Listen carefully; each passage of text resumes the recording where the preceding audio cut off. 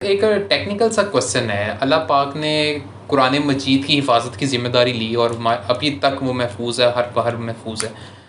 پھر ایک کسی نے مجھ سے سوال کیا تھا اور انہوں نے کہا تھا آپ سے پوچھے گا اللہ نے حدیث کی حفاظت کی ذمہ داری کیوں نہیں لی ہے؟ ہم امام حضرات کو کیوں جا کے ساری حدیث کو جوائن کر کے کمبائن کر کے کمپوز کرنا پڑ گیا؟ ہاں، اچھا سوال ہے آپ کا ٹیکنیکلی طور پر. دیکھیے، محافظت کسی اور کی بنیاد پر سرٹیفیکیشن کے ساتھ کبھی نہیں کی جا سکتی. اپنی ذات سے وابستہ ملکیت کے بارے میں محافظت فرض ہے اس شخص پر جو اس کا مالک ہے. جو اس کا مالک نہیں ہے اس کی محافظت کی استدعا اس سے کر کے مدد دی جا سکتی ہے کہ آپ میری فلاں فلاں پراپرٹی کی حفاظت کرنے میں میری مدد کیجئے. ٹھیک ہے جی. یہ آپ کو سمجھانے کے لیے ایک میں عرض کرنا چاہتا ہوں. قرآن رب کریم کا اپنا قول ہے. اس رب کریم کی ذاتی پراپرٹی ہے. سمجھنے کے لیے میں آپ کو عرض کر رہا ہوں. جی میں سمجھ آ رہی ہوں. ٹھیک ہے، ٹھیک ہو گیا. قرآن رب کریم کی ذاتی پراپرٹی ہے. قرآن جی اس سے پہلے جتنی کتابیں آئیں وہ بھی رب کریم کی ذاتی پراپرٹی تھیں جو دیگر اقوام کو دی گئیں. تورات، زبور، انجیل جس کا ذکر قرآن مجید میں اس کے علاوہ اور بھی بہت ساری کتابیں اس دنیا میں موجود رہی ہیں اپنے اپنے زمانے کے لحاظ سے جن کا ذکر قرآن مجید میں نہیں ہے، اس لیے کہ عرب اس کے علاوہ دیگر کتابوں سے واقف نہیں تھے. یاد رکھیے قرآن مجید میں جن جن چیزوں کا ذکر ہے وہ بنیادی طور پر عرب ان سے پہلے سے واقف تھے. ان کی یاد دہانی کے لیے بتایا گیا، یہ اسرٹن کرنے کے لیے کہ یہ نبی سچا ہے. اس نے تمہاری ان ساری داستانوں سے واقف نہیں ہے، اس کے باوجود اس کو سب کچھ پتہ ہے، اس لیے یہ سچا ہے. ٹھیک ہے، سمجھ رہے ہیں یا نہیں؟ جی. تو قرآن مجید کے علاوہ بھی دیگر کتابیں اللہ تعالیٰ کی اپنی ذاتی پراپرٹی تھیں. اللہ تعالیٰ ہی کا قول تھا، اللہ کے احکامات تھے، اللہ تعالیٰ کے الفاظ تھے جو اس نے دیے. تو پرسنل چیزیں آ گئیں نا. ان کو اللہ تعالیٰ نے محافظت نہیں کی، ان کی چھوڑ دیا. ان کو لوگوں کو کہا کہ ٹھیک ہے تم اس کی محافظت کرو. اسی طرح جیسے میں نے عرض کیا کہ کسی اور کی پراپرٹی کے لیے استعانت طلب کی جا سکتی ہے، اس کو مدد طلب کی جا سکتی ہے اس سے. تو انہوں نے کیا کیا اس کے ساتھ؟ اور چونکہ اس کے بعد انبیاء کا سلسلہ جاری تھا اس لیے دیگر انبیاء آ کر دوبارہ اس کو ریوائیو کرتے تھے، دوبارہ وہی احکامات نافذ کرتے تھے، پھر چلے جاتے تھے، پھر ان میں بگاڑ آتا تھا، پھر کرتے تھے. اس لیے بگاڑ آتے آتے ان کو تخریف کی جاتی تھی، ان میں خرافات اس میں رکھی جاتی تھی. تو یہ آخری کتاب جب آئی تو رب کریم نے کہا کہ یہ میرا آخری قول ہے. دس از دا لاسٹ ورڈ آف اللہ سبحانہ وتعالیٰ to the mankind through angel Jibreel for the prophet Muhammad sallallahu alaihi wasallam to preach them people till doomsday, قیامت کے دن تک. تو جب یہ بات آئی تو at that time Allah thought that this is my concept. Allah thought that if I'm letting it loose just like as what the previous books, it would also be gone into the tarnishing situation as those people had done in their time.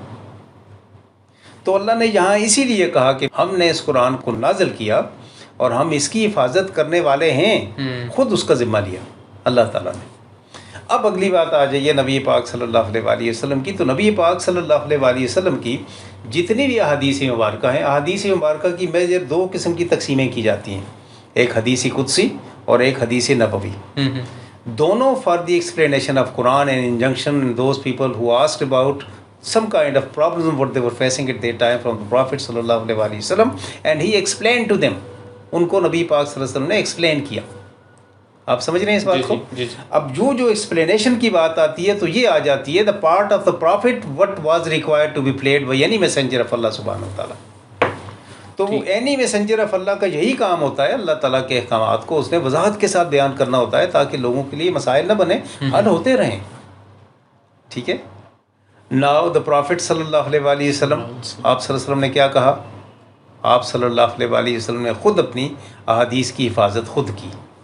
اللہ نے اپنے کلام کی، نبی پاک صلی اللہ علیہ وسلم نے خود اپنی حدیث کی. نبی پاک صلی اللہ علیہ وسلم کے پاس چند صحابہ بیٹھے ہوئے تھے اور انہوں نے کوئی بات پوچھی آپ صلی اللہ علیہ وسلم سے، اور پھر پوچھا یا رسول اللہ صلی اللہ علیہ وسلم، یہ بخاری اور صحیحین کی حدیث ہے کہ ہم تو کسی مسئلے کا شکار ہوتے ہیں تو آپ ہمارے سامنے موجود ہیں، آپ کے پاس تشریف لے آتے ہیں، اس مسئلے کے حل کے لیے آپ کی رائے طلب کرتے ہیں، آپ کی وضاحت چاہتے ہیں، آپ وہ کرتے ہیں، ہمارا مسئلہ حل ہو جاتا ہے کسی قسم کے حکم یا احکام کے بارے میں. ہمارے بعد آنے والوں کو کیا ہوگا جب آپ ان میں موجود نہیں ہوں گے؟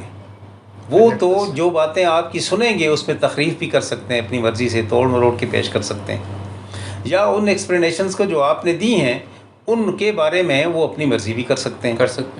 ہمارے ہاں کچھ ایسا بندہ کوئی کرتا ہے، ہم آ کے کہتے ہیں یا رسول اللہ فلاں شخص اس بارے میں یہ کہہ رہا ہے، آپ فرمائیے کیا کہتے ہیں، آپ اس کی وضاحت کر دیتے ہیں، وہاں کیا ہوگا؟ تو آپ صلی اللہ علیہ وآلہ وسلم نے فرمایا کہ یاد رکھیے میری جو کہی ہوئی بات ہے اس کی محافظت کیا ہے؟ نمبر 1 فطرت کے خلاف نہیں ہوگی، نمبر 2 قرآنی احکامات کے خلاف نہیں ہوگی، نمبر 3 میری دیگر سنت اور میری کہی ہوئی دیگر باتوں کے خلاف نہیں ہوگی، دیگر احادیث کے خلاف نہیں ہوگی، نمبر 4 میری کوئی بات کسی کی بے وجہ مخالفت اور کسی قوم یا قبیلے کی بے وجہ حمایت کرنے والی نہیں ہوگی۔ محافظت آ گئی یا نہیں آ گئی؟ اس کے بعد اس کو کمپائل کرنے والے، یکجا کرنے والے، جمع کرنے والے جتنے کمپائلرز آف حدیث ہیں ان میں سے صحاح ستہ بڑے مشہور ہیں، ان سب نے جو کرائٹیرین اختیار کیا وہاں پر وہ کیا کیا؟ سند اور متن کا۔ اس سند اور متن کی چھلنی سے نکلنے کے بعد آنے والی حدیث کے بارے میں عرض کر رہا ہوں، وہ کوئی بھی ایسی نہیں ہے کہ جو کسی قسم کی بھی غلوکاری کا شکار ہو یا اس میں کسی قسم کی کوئی تحریف ہو۔ پھر اس کی جو کیٹیگریز بنا دی گئیں کہ یہ صحیح ہے، یہ حسن ہے، یہ ضعیف ہے، یہ موضوع ہے، موضوع تو ایسی ہے کہ جس کا کوئی وجود ہی نہیں ہے، پھر اس کے بعد عزیز ہے، پھر متواتر ہے، پھر مشہور ہے، پھر احد ہے، یہ بہت ساری قسمیں ہیں اس کی۔ اب وہ کیٹیگریز میں آ کر بھی جہاں کہیں تھوڑی سی جھول نظر آئی تو اس کے لیے کیٹیگری الگ کر دی، سیپریٹ کر دیا، متن صحیح ہے اس کا، ٹھیک متن main text of that one, that is not against Quran, that is not contrary to the injunctions of Quran, that is not against any other hadith of the Prophet sallallahu alaihi wasallam and his practices, that is not against any kind of nature, not against, it is not favoring anyone unwantedly, it is not condemning someone unwantedly. So this is the criterion, this is the preservation of hadith by the Prophet sallallahu alaihi wasallam. تو وہ کر لی، اللہ نے اپنی کی، نبی پاک صلی اللہ علیہ وسلم نے اپنی کر لی، اتنے فلٹرز لگے ہیں ان سے نکل کے سب چیزیں ہم تک پہنچی ہیں۔ جی ٹھیک ہو گیا، ٹھیک ہو گیا۔ اس لیے حدیث کی محافظت کی ذمہ داری نبی پاک صلی اللہ علیہ وسلم نے خود کی۔ مثلا میری پراپرٹی ہے، میں کسی کی مدد لے سکتا ہوں تو مدد تو انبیاء کو ہر وقت ہی اللہ کی حاصل ہوتی ہے۔ سر ایک جنرل نالج کا میرا ابھی ذہن میں ایک کوشچن آ رہا ہے کہ نبی پاک کی وصال کے بعد کتنے عرصے کے بعد یہ کمپائلیشن ہے اور تمام نبی پاک صلی اللہ علیہ وسلم کی زندگی میں شروع ہو گئی تھی بھائی، 7 ہجری میں نبی پاک صلی اللہ علیہ وسلم نے جب سب سے پہلے خود کتابت شروع کی، بلکہ 6 ہجری میں اس وقت صلح حدیبیہ ہوئی تو نبی پاک صلی اللہ علیہ وسلم نے کیا کیا؟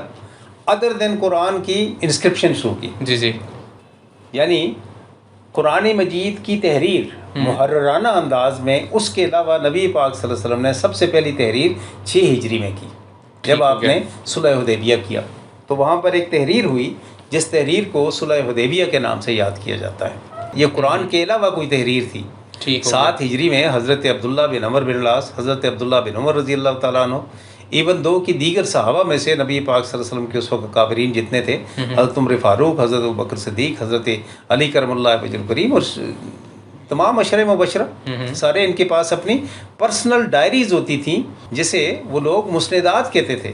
مین کی پرسنل ڈائری، ہماری پرسنل ڈائری۔ انصاری صحابیوں میں سے ایک کثیر تعداد ہے جن کے پاس نبی پاک صلی اللہ علیہ وآلہ وسلم کی تمام احادیث کی موجود تھی۔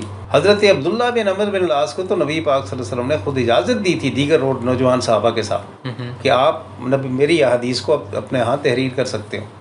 سال کے بعد نبی پاک صلی اللہ علیہ وسلم نے ان کے گھر کا وزٹ کیا تو دیکھا تو پورا ایک کمرہ بھرا ہوا ہے اوپر سے نیچے تک ہیپس، کیونکہ مٹیریل بڑا بڑا ہوتا تھا اس زمانے میں جس پہ لکھا جاتا تھا۔ تو پوچھا یہ کیا ہے؟ فرمایا کہ حدیث حکم یا رسول اللہ، یہ آپ کی فرمائی ہوئی باتیں، فرمودات ہیں۔ فرمایا نبی پاک صلی اللہ علیہ وآلہ وسلم نے اس کو آگ لگا دو، جلا دو۔ ساری جلا دی گئی، جلا دی گئی۔ آپ صلی اللہ علیہ وآلہ وسلم نے تو مہینہ 1.5 مہینے کے بعد پھر بلایا اور اسے کہا کہ میں نے اس لیے جلوائی کہ کہیں ایسا نہ ہو کہ لوگ قرآن کے مقابل میری باتوں کو اہمیت دینا شروع کر دیں۔ لیکن پھر ساتھ ہی کہا کہ نہیں، اب میں نے اس مہینے کے دوران یا اس وقت کے دوران لوگوں کی رائے میں نے معلوم کی ہے تو مجھے لوگوں کے اندر پختگی نظر آ رہی ہے، ذہنی پختگی۔ اب یہ اس قابل ہیں کہ میری احادیث کو قرآن مجید سے الگ سمجھ سکیں۔ فرمایا اب تحریر کرو۔ کم از کم لگ بھگ 27 سے 28 چھوٹی چھوٹی کتابیں حدیث کی نبی پاک صلی اللہ علیہ وسلم کی زندگی میں ترتیب پا چکی تھیں، اور 17 قرآن مجید تھے جو نبی پاک صلی اللہ علیہ وسلم کی زندگی میں خود سے کمپائل ہو چکے تھے، مکمل پورے قرآن۔ ٹھیک ہے۔ اب حدیث کی کمپائلیشن کی جو پوری ہسٹری ہے اس میں سے 4 پیریڈز گنے جاتے ہیں۔ سب سے پہلا پیریڈ کون سا ہے؟ During the life of the profit सल्लल्लाहु अलैहि वसल्लम 27 से 28 किताबें अहादीस की, छोटी छोटी मुस्नदात, पर्सनल डायरीज की सूरत में। जी जी। अब देखें, अहादीस हज़रत अबू बकर सिद्दीक़ ने हज़रत आयशा सिद्दीक़ा रज़ी अल्लाह तआला अन्हा के सुपुर्द की कि ये मेरी अहादीस हैं, इसको अपने तौर पर। और उसके बाद सहीफ़ा सादका के नाम से हज़रत आयशा सिद्दीक़ा ने सबसे पहली किताब नबी पाक सल्लल्लाहु अलैहि वसल्लम की अहादीस की 2210 अहादीस की वो उन्होंने इकट्ठी की। फिर इसी तरह नबी पाक सल्लल्लाहु अलैहि वसल्लम के विसाल के बाद की मैं बात करता हूँ, तो वो पीरियड है हमारा पूरा 11 हिजरी से लेकर 100 तक। इस दौरान नॉट लेस देन उस ज़माने में कोई 150 से ज़्यादा छोटी मोटी अहादीस की किताबें कंपाइल हो चुकी थीं। 27-28 मैंने अर्ज़ किया नबी पाक सल्लल्लाहु अलैहि वसल्लम की अपनी ज़िंदगी में। ठीक हो गया। उसके बाद अगला पीरियड 101 से लेकर 200 तक, तो ये मुस्नदात का है, जिसमें मुस्नद अहमद बिन हम्बल बड़ी मशहूर किताब, और इसके अलावा फिर मुसलसल चलती रही। ये सारी मुस्नदात का पीरियड है। हम जिस शाह सित्ता की बात करते हैं 201 हिजरी से लेकर 300 हिजरी तक का पीरियड, ये जो पीरियड है, इस पीरियड में मुसन्निफ़ात इस दुनिया में आए। मुसन्निफ़ात, उससे पहले मुस्नदात थी। सनद के हिसाब से अहादीस को मुजतमे करना, जमा करना। मसलन आप मेरे ज़्यादा करीब हैं, तो आपने जो कुछ कहा नबी पाक सल्लल्लाहु अलैहि वसल्लम के बारे में, जो कुछ देखा उसके बारे में आपको ज़्यादा अहमियत दी जाएगी और टॉप पर उन्होंने हज़रत अली करमल्लाहु वजहुल करीम को रखा, फिर आपकी तमाम अज़वाज मुतहरात को, फिर सैयदा फ़ातिमतुज़ ज़हरा को, फिर उसके बाद चारों खुलफ़ाए राशिदीन को, फिर उसके बाद उसी तरह अशरा मुबशरा को, फिर अकाबिर सहाबा को, और उसके बाद आने वालों को। इस तरह अगर एक बंदे ने नमाज के बारे में दरियाफ़्त करना है उस मुस्नदात में से कि नमाज क्या थी या किस तरीके से अदा की जाए, उसके अहकामात क्या हैं, तो उसको पूरी किताब अलफ से लेकर ये तक सारी पढ़नी पड़ेगी। उसके बाद जाकर सब में से इकट्ठा करेगा। ओके, ये थी मुस्नदात। Okay, tough it was to research. ठीक ठीक। अब आ गया 201 से लेकर 300 तक का पीरियड, जिसमें बड़े बड़े हमारे जितने भी हैं अकाबिरीन हदीस के कंपाइलर्स जिनको कहते हैं, इसमें मोहम्मद बिन इस्माइल अल बुखारी आ गया, उसके बाद आ गया हमारे पास इमाम मुस्लिम आ गया, इसके बाद इमाम अबी दाऊद आ गया। यानी ये 6 के 6 जितने हमारे पास आए, ये उसके बाद आए। और इन लोगों ने मुसन्निफ़ात में तब्दील किया, यानी उन्होंने सिन्फ में रख दिया। सिन्फ का मतलब क्या है, यानी चैप्टर वाइज रख, फहरिस्त बनाई सबकी, या चैप्टर वाइज रख लिया। हम कहते हैं ना the book has index, look into the index for the relevant chapter, तो इंडेक्स बना दिया। ठीक। इसलिए हदीस का ये नहीं है कि वो नबी पाक सल्लल्लाहु अलैहि वसल्लम के ज़माने में नहीं थी और बाद में लोगों ने इसको किया और उसमें कोई तखरीफ कर ली। किसी की जुर्रत है कर सके।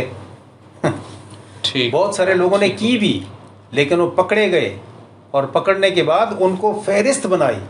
इमाम मुस्लिम ने मोर देन 200 से ज़्यादा लोगों की फहरिस्त बनाकर उन्होंने पूरी एक किताब, एक मुजल्लद उसके ऊपर बनाई है कि ये काज़िब हैं, झूठे हैं ये लोग। और क्राइटेरिया क्या था, वही कुरान, हदीस और मेरी सुन्नत के ख़िलाफ़ और नेचर के ख़िलाफ़ और किसी की हिमायत और किसी फिल्टर से निकालने के बाद।